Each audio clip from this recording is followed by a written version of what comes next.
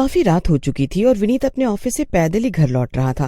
ओफो, इस बॉस को कितनी बार बोला है मुझसे इतनी देर तक काम ना कराया करे, मगर ये हमेशा मुझे आखिरी में ही एक्स्ट्रा काम दे देता है। इस चक्कर में मुझे कभी ऑटो नहीं मिलता। अब तो लगता है कि आज भी पैदल ही घर जाना पड़ेगा।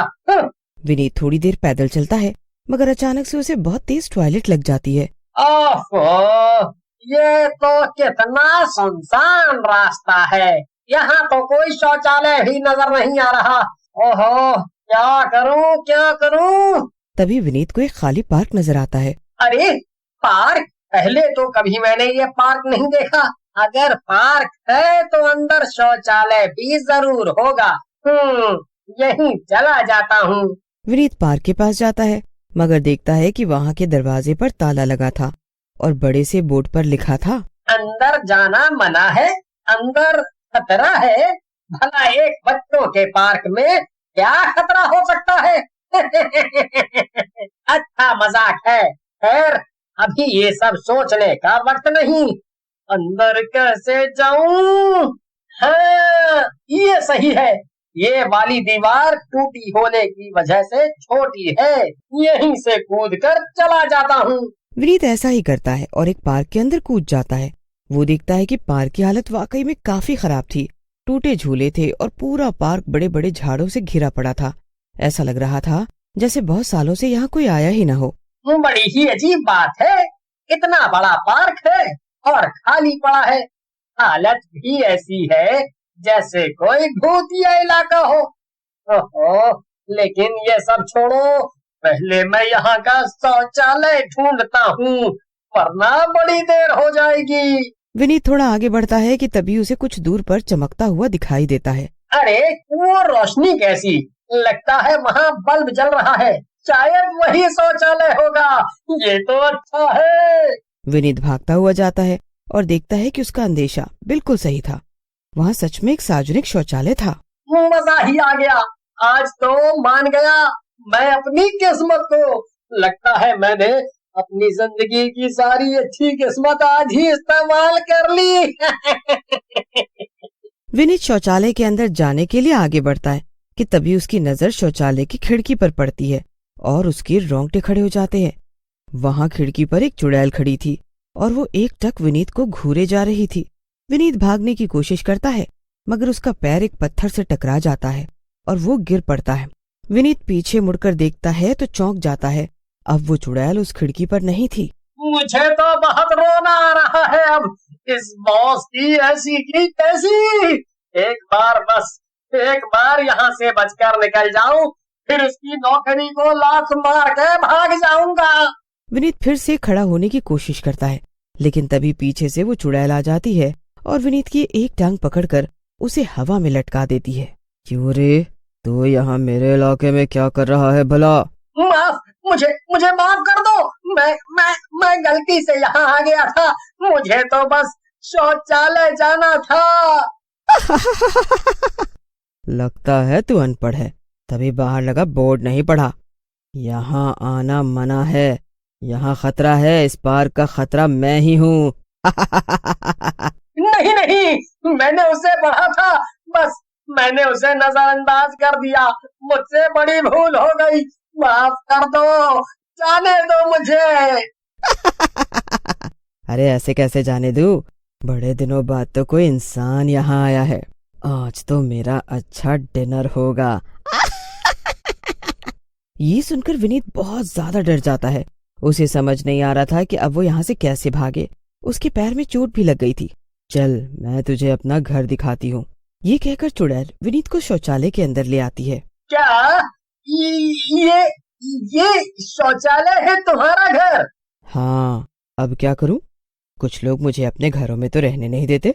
फिर मुझे ये पार्क दिखा और मुझे इसका ये शौचालय बड़ा पसंद आया, तो मैंने सोचा क्यों ना यहीं पर अपना घर बना लूं। फिर तब से मैं यहीं रहने लगी और जब से मैं यहाँ आई हूँ बच्चों ने तो यहाँ आना बंद ही कर दिया है।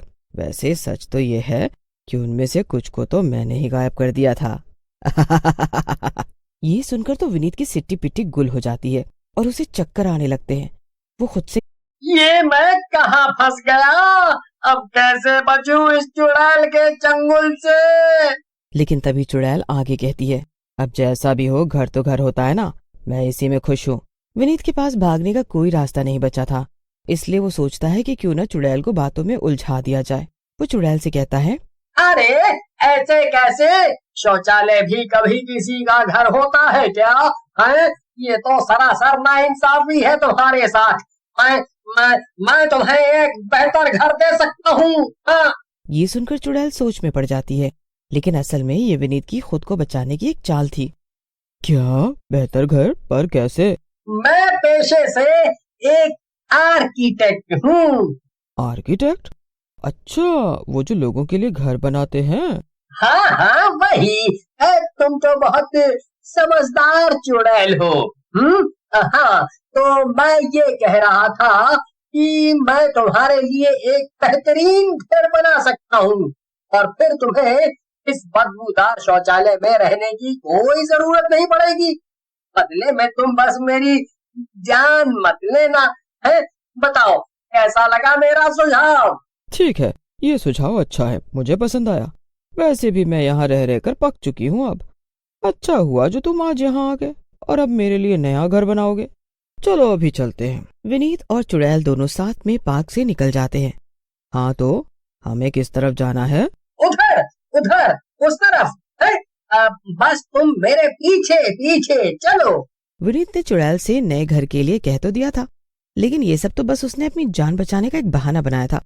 असल में ना तो उसके पास कोई घर था और ना ही नया घर बनाने के लिए पैसे। वो मन ही मन सोचता है, मैं भी कहाँ आकर फंस गया। अब इस डायन चुड़ैल को घर कहाँ से ला कर दूं? मैं क्यों उस बोर्ड को पढ़कर भी पार्क के अंदर गया? ओफो, आज तो मेरी शामत आई है। काफी देर चलने के बाद जब विनीत चुड़ैल को उसके घर तक लेकर नहीं जाता, तब चुड़ैल उसे गुस्से में कहती है, अरे कब से मुझे टहला रहा है नालायक, क्या इरादा है तेरा? रात भर क्या मैं ऐसे ही घूमूं तेरे साथ? मुझे जल्दी बता मेरा नया घर कहाँ है, वरना मैं तुझे अभी कच्चा चबा जाऊंगी। विनीत चुड़ैल को जवाब देने ही वाला था कि तभी सामने से उसकी बचपन की दोस्त मंजू आ गई। विनीत को चुड़ैल के साथ देखकर मंजू डरते हुए बोली, ये सच है क्या? या फिर मैं चलते चलते कोई सपना देख रही हूँ? विनीत, ये सच में हमारे सामने चुड़ैल खड़ी है क्या? हाँ मंजू, तुम सही समझ रही हो, ये चुड़ैल ही है। लेकिन तुम इस वक्त यहाँ कैसे? लगता है मेरे साथ साथ आज तुम्हारी भी मौत आई थी। क्या मतलब? विनीत मंजू को सब कुछ बता देता है। मंजू धीरे से विनीत से कहती है, अरे नहीं विनीत, ये तुमने इस चुड़ैल से कैसा वादा कर दिया? अब इसे घर कहाँ से ला के दोगे? अब यहाँ से बचने का कोई रास्ता ढूंढो, मैं जल्दी मरना नहीं चाहती। विनीत और मंजू की फुसफुसाहट सुनकर चुड़ैल को गुस्सा आ जाता है और वो चिल्लाते हुए कहती है, तुम दोनों भूल गए हो क्या कि मैं अभी भी यहीं खड़ी हूँ? यहाँ गपशप करने का माहौल दिख रहा है तुम्हें? लगता है तू केवल मेरा समय बर्बाद कर रहा था। अब मैं तुझे बहुत दर्दनाक मौत दूंगी।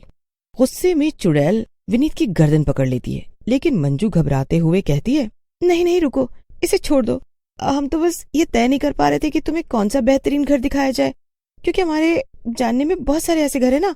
लेकिन अब मैंने फैसला कर लिया कि तुम्हें कौन सा घर देना है। आओ आओ हमारे पीछे। मंजू चुड़ैल और विनीत को अपने पीछे एक खंडहर तक ले गई। खंडहर बहुत बड़ा था, लेकिन चुड़ैल को वो जगह बिल्कुल भी पसंद नहीं आई। अरे ये कैसी बदसूरत जगह है, इसमें रहूंगी मैं? ये आलिशान कहाँ है? अरे तुम्हारे शौचालय से तो बहुत अच्छी जगह है ये, और सबसे बड़ी बात, ये बस बाहर से ही ऐसा दिखता है, अंदर से ये बहुत खूबसूरत जगह है। ये राजा महाराजा का महल हुआ करता था, अंदर से बड़े बड़े झूमर लगे हैं। क्या सच में? फिर तो आज से मेरा महल है ये। चुड़ैल ज्यादा सोचे समझे बिना सीधा खंडहर के अंदर घुस गई। उसे लगा कि अंदर से खंडहर बहुत आलीशान होगा। मंजू ने आओ देखा ना ताओ और विनीत का हाथ पकड़ा और दोनों वहां से जितनी तेजी से हो सकता था भाग निकले। उधर चुड़ैल ने देखा कि अंदर से वो जगह भी खंडहर है। मुझे बेवकूफ बनाया, मैं इन दोनों को छोड़ूंगी नहीं। चुड़ैल गुस्से में बाहर आई, मगर अब तो बाहर कोई भी नहीं था। चुड़ैल खंडहर में खड़ी थी कि तभी पीछे से एक और चुड़ैल और भूत आ गए। अच्छा, तो तुम हो वही शौचालय वाली चुड़ैल? अरे बहुत नाम सुना है तुम्हारा, बड़ा अच्छा लगा तुमसे मिलकर, लेकिन तुम यहाँ कैसे? चुड़ैल ने अपनी सारी कहानी सुना दी। जो हुआ अच्छा ही हुआ, ये खंडहर किसी महल से कम थोड़े ही न है। अब तुम शान से यहाँ ही रहो हमारे साथ। वाह, यानी कि उन दो मूर्खों ने आखिरकार मेरा ही फायदा करवा दिया। चलो बढ़िया है, अब से मैं इसी खंडहर के महल में रहूंगी।